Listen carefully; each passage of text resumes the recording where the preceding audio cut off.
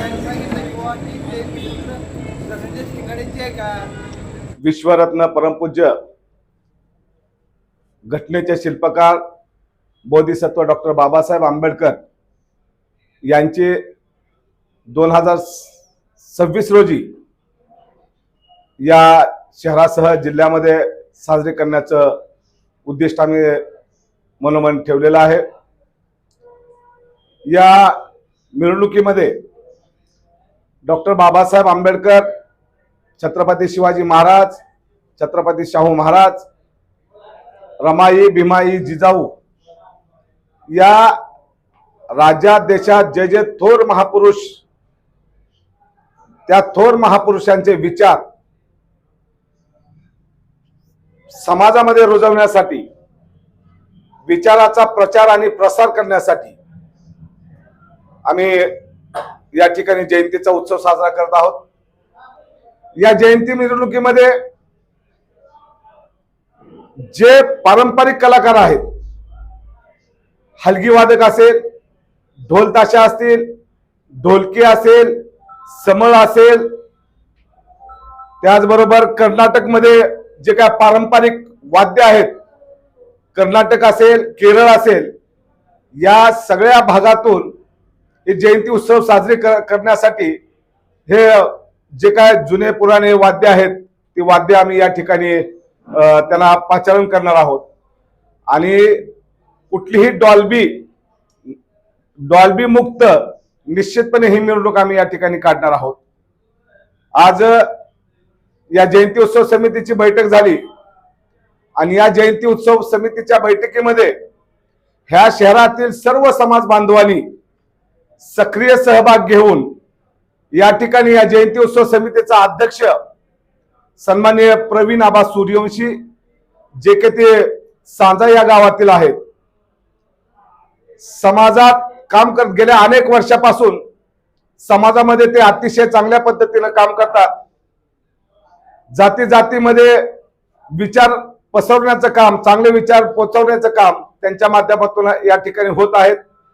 त्यांना सर्वानुमते या जयंती उत्सव समितीचा अध्यक्ष केलेला आहे। गेल्या अनेक वर्षापासून पत्रकारितेच्या माध्यमातून म्हणजे समाजात एक प्रतिष्ठा कायम ठेवावी, समाजातल्या विविध माणसाला न्याय मिळवून द्यावा, असे आमचे पत्रकार सन्माननीय सुधीर भाऊ पवार यांची कार्याध्यक्ष म्हणून सर्वानुमते या ठिकाणी निवड झालेली आहे।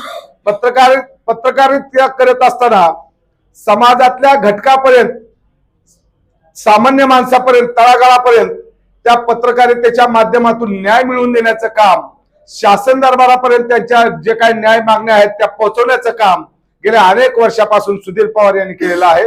यांच्याही कामाचा अनेक दिवसापासूनच्या पत्रकारितेचा विचार करून या शहरातील सर्व समाजातल्या लोकांनी त्यांना या जयंती उत्सव समितीचं कार्याध्यक्ष केलेलं आहे।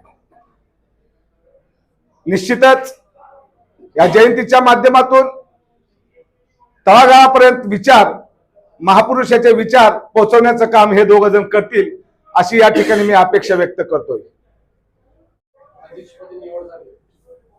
विश्वभूषण डॉक्टर बाबासाहेब आंबेडकर यांच्या 135व्या जयंतीनिमित्त आणि नानाची धनंजय नाना शिंगाडे यांची 33वी जयंती, या जयंतीच्या निमित्ताने आज येणाऱ्या 14 एप्रिल रोजी जी जयंती आहे ती जयंती नसून सर्व समाजाचे एक विचार करायची आणि सर्व समाजाला एकत्र आणायची आमची सर्वांची ताकद आहे। आणि ही ताकद सर्वानुमते एकमताने सर्व आम्ही एकत्र झटून हे सर्व विचार तळागाळात पोचवून रुजून ही जयंती महाराष्ट्रात एक नवीन आदर्श तयार करणार आहेत।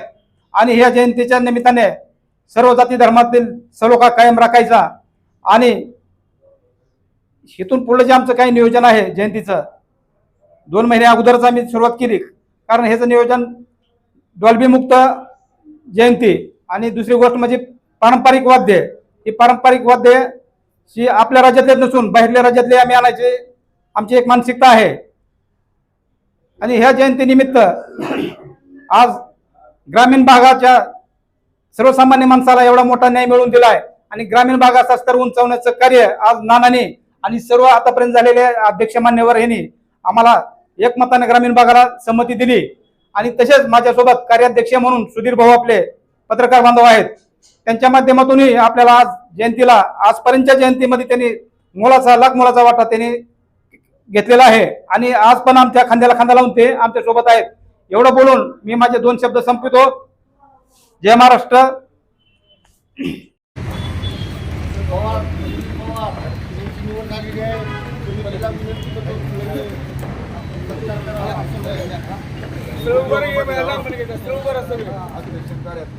सत्कार करा पहिलं ना ना हार घाला पहिलं पुन्हा फोटो घेऊ